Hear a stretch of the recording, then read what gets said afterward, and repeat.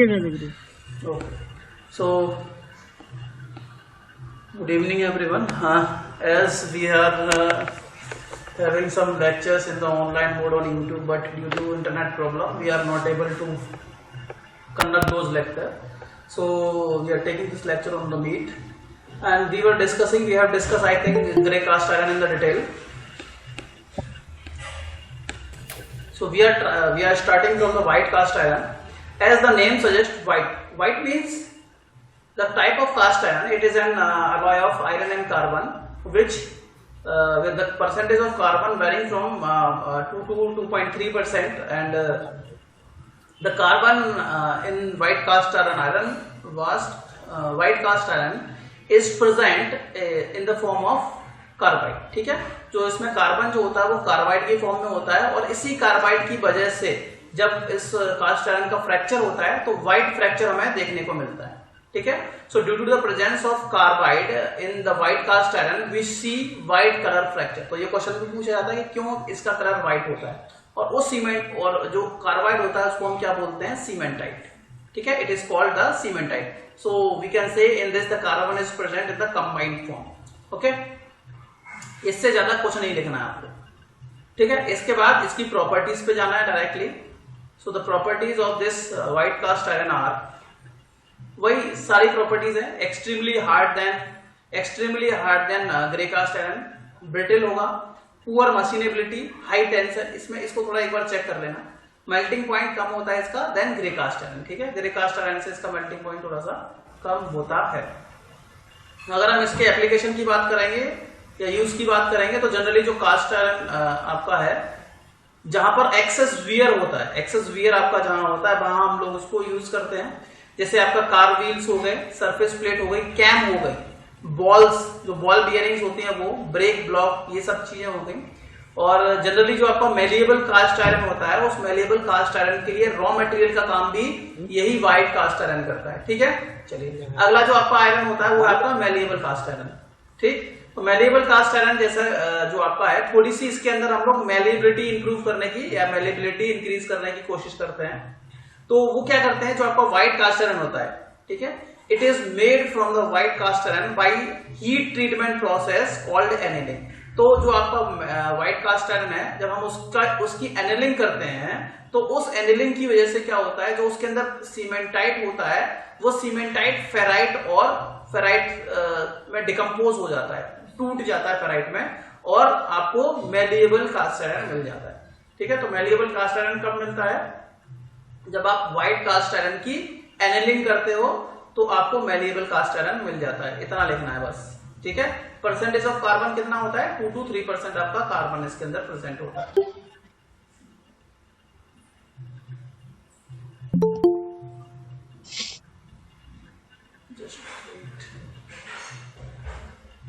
Sir आवाज नहीं आ रही है. ये आपका हो गया व्हाइट कास्ट आयरन, हम लोग डिस्कस कर चुके हैं. अब हम बात करते हैं. Good evening sir. Good evening. Malleable भी हो गया सर, मेलेबल प्रॉपर्टी. मेलिएबल हो तो गया, तो व्हाइट हो गया, तो मेलिएबल ऊपर के चला गया. हाँ, तो मेलिएबल कास्ट आयरन की ये प्रॉपर्टीज हैं. ठीक है, डक्टिलिटी थोड़ी सी इंप्रूव करते हैं हम, तो ये it can be bent without breaking, बिना टूटे हुए हम इसको थोड़ा सा बेंड कर सकते हैं. ठीक है, इस यील्ड रेजिस्टेंस इसकी बढ़ जाएगी, वियर रेजिस्टेंस अभी भी अच्छी है, और मशीनेबिलिटी भी हम लोगों ने थोड़ी सी इसके अंदर इंप्रूव कर दिया है. ठीक है, तो कहाँ यूज करते हैं, एग्रीकल्चर मशीन्स बनाने में, क्रैंकशाफ्ट बनाने में, गियर हाउसिंग बनाने में. तो एक दो तीन एप्लीकेशंस आपको याद रखने. देखो आपको लिखना क्या क्या है, सिंपली जो भी मटेरियल है उसका इंट्रोडक्शन. ठीक है, इसके बाद इंट्रोडक्शन के बाद उसकी प्रॉपर्टीज, कुछ प्रॉपर्टीज, और इसके बाद उसके एप्लीकेशन. ठीक, ज्यादा नहीं लिखना है, टाइम आपके पास हो सकता है ज्यादा ना रहे. अगला जो आपके पास आयरन है वो आपका नोडुलर कास्ट आयरन. ठीक है, नोडुलर कास्ट आयरन. तो जनरली जो आपका नोडुलर कास्ट आयरन है वो कब फॉर्म होता है, by converting the graphite of cast iron from the flakes form to the nodular form by the little addition of magnesium to the molten grey cast iron. मतलब क्या हुआ, जो हमने ग्रे कास्ट आयरन सबसे पहले पढ़ा था, उस ग्रे कास्ट आयरन को हम रॉ मटेरियल की तरह यूज करते हैं नोडुलर कास्ट आयरन की. नॉर्मल कास्ट आयरन में, ठीक है। तो जब हम इस ग्रे कास्ट आयरन को थोड़ा हीटअप करते हैं तो जो फ्लेक्स इसमें प्रेजेंट होती है वो नॉडुलर की फॉर्म में चेंज हो जाती है। कब? जब हम इसमें मैग्नीशियम ऐड कर देते हैं। So when magnesium is added into the grey cast iron then the graphite flakes are converted into the nodular form and the formed and obtained product is called as the nodular cast iron, ठीक है। इसको हम spheroidal graphite cast iron भी बोलते हैं और ductile cast iron भी बोलते हैं। ओके, इसकी डक्टिलिटी इंक्रीज हो जाती है। बिल्कुल बिल्कुल, इसको डक्टाइल कास्ट आयरन बोलते हैं। तो थोड़ी सी इसके अंदर डक्टिलिटी हमें देखने को मिलती है, ठीक है। चलिए, तो इसके एप्लीकेशंस की बात करेंगे तो देखो डक्टिलिटी है तो इसके अंदर मशीनेबिलिटी थोड़ी सी इंप्रूव हो गई, कास्टेबिलिटी बढ़ जाती है, इसकी डक्टिलिटी थोड़ी ज्यादा होती है ग्रे कास्ट आयरन से। डैम्पिंग कैपेसिटी जो है वो कास्ट आयरन और स्टील के बीच में लाई करती है। Good wear and shock resistance इसके पास होती है। कहाँ यूज करते हैं? सिलेंडर के हेड बनाने में, पंप और कंप्रेसर्स की बनाने में, और पाइप फिटिंग में तो यूज करते हैं। पंच और डाई में हम लोग इसको यूज करते हैं, ठीक है। एक दो एप्लीकेशन सबके पता होने चाहिए, ठीक है। दो तीन चार प्रॉपर्टीज भी इसकी लिख देंगे आप लोग। अब अगला है जो आपका mottled cast iron. Mottled cast iron क्या होता है? ये आपके पास ग्रे कास्ट आयरन होगा, ये आपके पास व्हाइट कास्ट आयरन हो गया। इन दोनों को मिक्स कर दिया तो जो कार्बन आपको मिलेगा वो मोटल्ड कास्ट आयरन मिलेगा, ठीक है। तो it is the mixture of grey and white cast iron and whose its properties lies between the properties of the gray cast iron and white cast iron। तो grey cast iron और white cast iron दोनों की properties इस iron में आपको देखने को मिलेंगी। Partly properties of grey cast iron, partly properties of white cast iron आपको इसके अंदर देखने को मिलेंगी, ठीक है। And the composition, color, strength and hardness of the molten cast iron depending upon the ratio of free carbon to the combined carbon, ठीक है।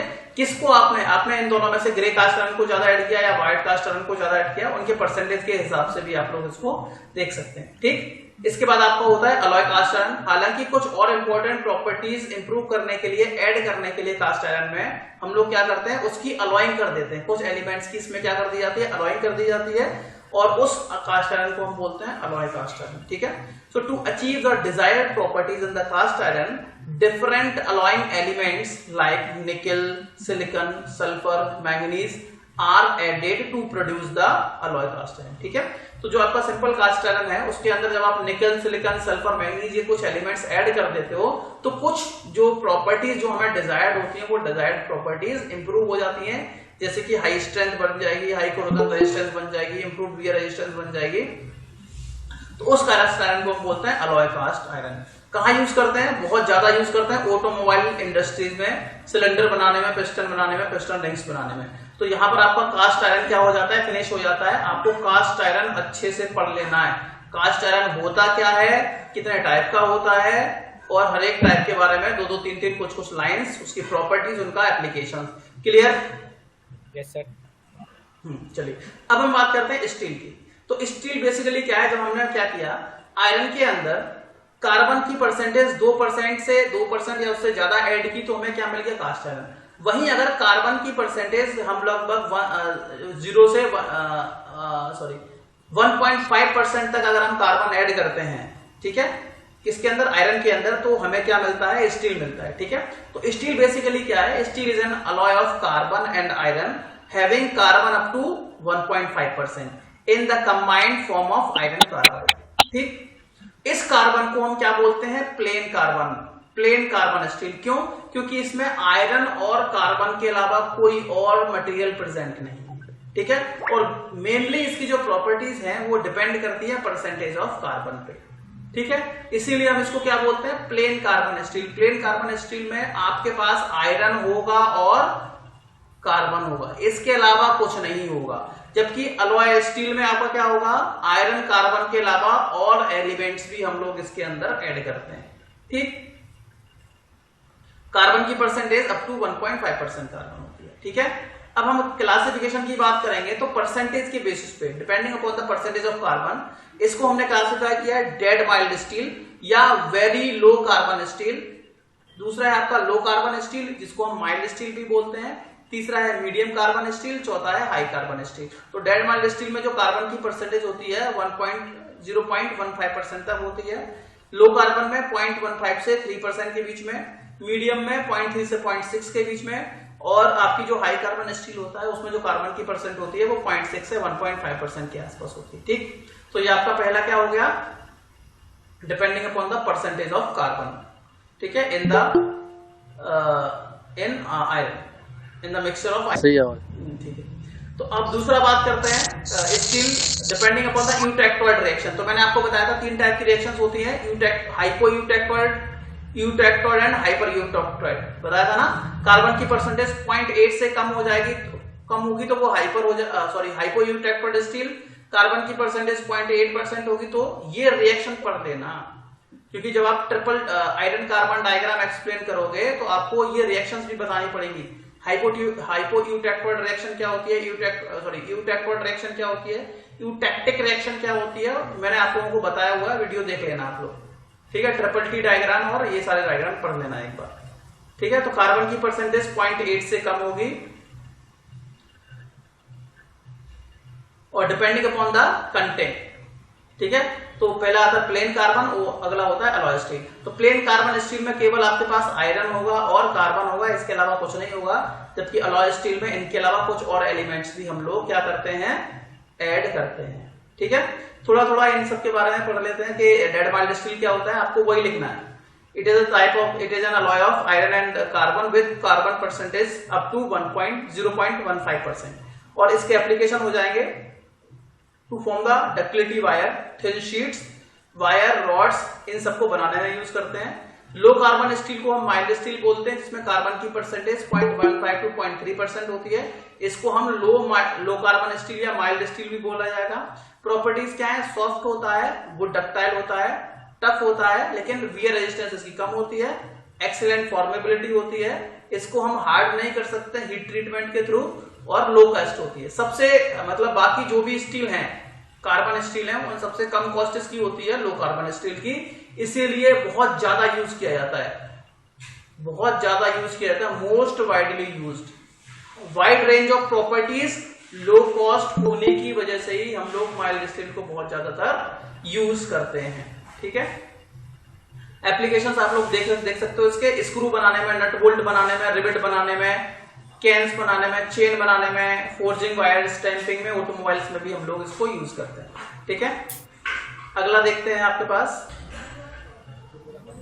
अगला आपके पास मीडियम कार्बन स्टील। तो कार्बन की परसेंटेज 0.3 to 0.6% होता है, माइल्ड स्टील से strong हो जाएगा, हार्ड हो जाएगा, क्योंकि जैसे जैसे हम कार्बन की परसेंटेज ऐड करते जाएंगे तो वो हार्ड होता जाएगा, उसकी डक्टिलिटी जो है थोड़ी सी कम होती जाएगी, ठीक है, ठीक है। डक्टिलिटी कम होती जाएगी, वो हार्ड होता जाएगा, तो हार्ड हो जाएगा, लेकिन इसकी डक्टिलिटी माइल्ड स्टील से कम हो जाएगी, ठीक है। इसका हीट ट्रीटमेंट को ये रिस्पॉन्ड बहुत जल्दी करता है, और इसको वेल्ड और ब्रेज भी कर सकते हैं। एप्लीकेशन हो जाएगा इसका स्ट्रॉन्गर स्क्रू बनाने में, स्ट्रॉन्गर नट बनाने में, बोल्ट बनाने में, रिवेट बनाने में, थोड़े से और स्ट्रॉन्ग बनाने होते हैं तो हमें, ठीक है। ड्रॉप फोर्जिंग में भी हम लोग इसको यूज करते हैं,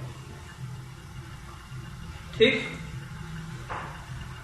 बाकी हाई कार्बन स्टील की बात करेंगे तो इसमें कार्बन की परसेंटेज 0.6 to 1.5% होती है, और ये हीट ट्रीटमेंट को बहुत ज्यादा रिस्पॉन्स किया जाता है, इसीलिए हाई कार्बन स्टील को हम जनरली बहुत ज्यादा, जो हीट ट्रीटमेंट होता है वो बेसिकली हम लोग फॉलो करते हैं हाई कार्बन स्टील के लिए, ठीक है।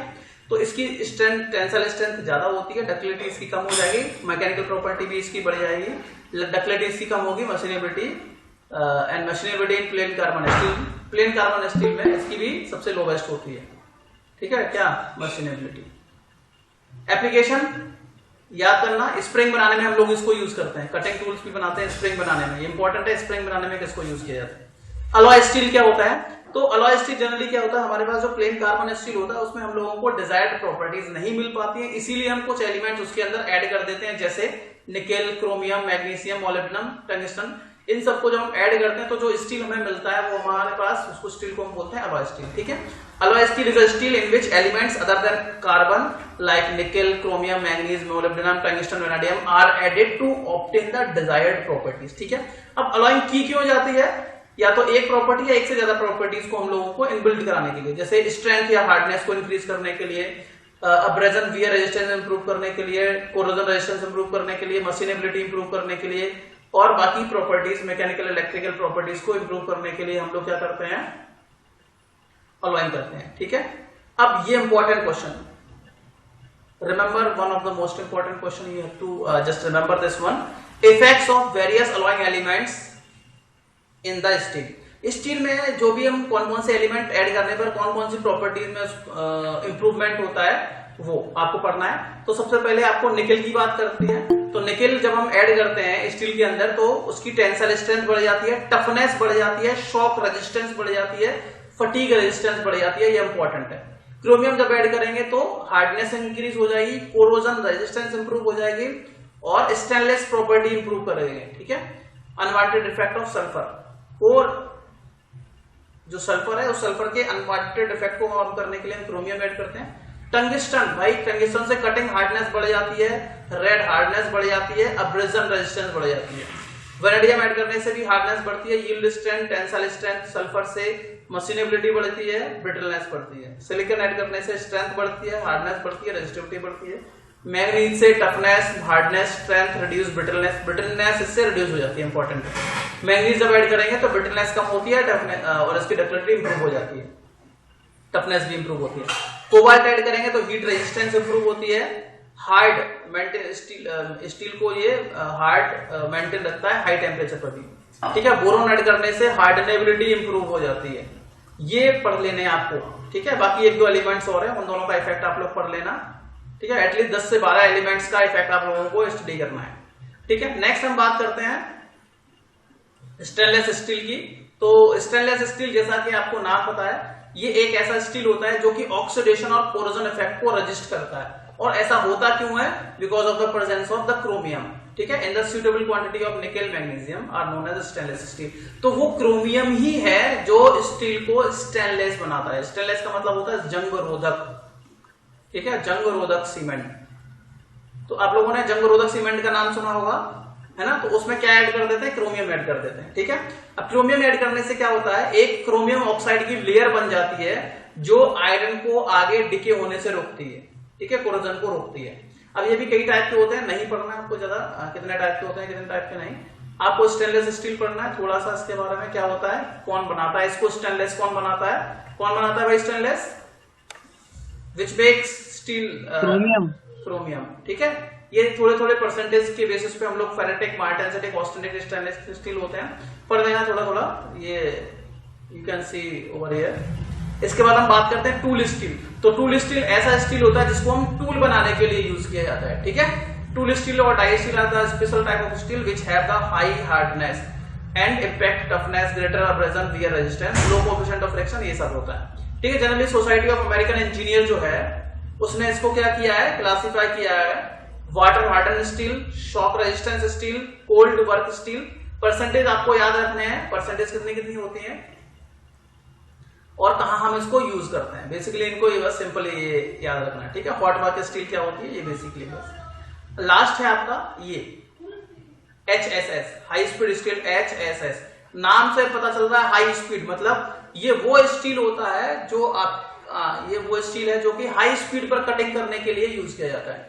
जो आपके कटिंग टूल्स होते हैं, कटिंग टूल्स को जब हाई स्पीड पे आप कटिंग करते हो तो हम क्या करते हैं, हाई स्पीड स्टील की कटिंग टूल्स बनाते हैं। ठीक है। So this type of steel it is capable of cutting metals at a much higher speed than the other steel. बाकी जो स्टील्स होती हैं उन सारे स्टील से हाई स्पीड में, ज्यादा स्पीड में मेटल को कट करने के लिए जो हम स्टील यूज करते हैं उसको बोलते हैं हाई स्पीड स्टील। ठीक है। तो जनरली ये जो स्पीड स्टील होती है it maintains their hardness even when heated up to 650 degree centigrade. जब इसका टेम्परेचर इतना पहुंच भी जाता है तब भी ये हार्ड रहता है। ठीक है। बाकी कुछ अलॉइंग एलिमेंट्स हम लोग इसके अंदर ऐड कर देते हैं। इसको भी इसके अलग अलग क्लासिफाई किया गया। पहले 1841 HSS। इंपॉर्टेंट है इसको, आपको इसकी परसेंटेज याद रखनी है। 1% आपका क्या होता है, 4% क्या होता है, 18%। 18% आपका टंगस्टन होता है, 4% क्रोमियम, 1% आपका वेनेडियम होता है और कार्बन की परसेंटेज 0.75% होती है। ठीक है। दूसरा होता है मोलिब्डेनम हाई स्पीड स्टील। तो आपको परसेंटेज याद रखनी है, 6% टंगस्टन, 6% मोलिब्डेनम, 4% क्रोमियम और 2% आपका वेनेडियम होता है, जिसको हम ड्रिलिंग और टेपिंग ऑपरेशंस के लिए हम लोग इसको यूज करते हैं। और लास्ट है आपका सुपर हाई स्पीड। ठीक है। तो जिसमें हम क्या करते हैं, 20% टंगस्टन थोड़ा बढ़ा देते हैं, क्रोमियम उतना है, वेनेडियम थोड़ा सा बढ़ा देंगे, कोबाल्ट और ऐड कर देंगे इसमें 12%, जो आपका सुपर हाई स्पीड स्टील होता है। बहुत ज्यादा हाई स्पीड पे आपको मटेरियल कट करना है अब स्पेशल पर्पस भी होते हैं, अपने रिक्वायरमेंट के अकॉर्डिंगली हम लोग क्या करते हैं, डिफरेंट टाइप्स का स्टील बना लेते हैं। ठीक है, चलो ये वाली क्लास यहीं पर फिनिश, इतना बहुत है। That is, thank you very much.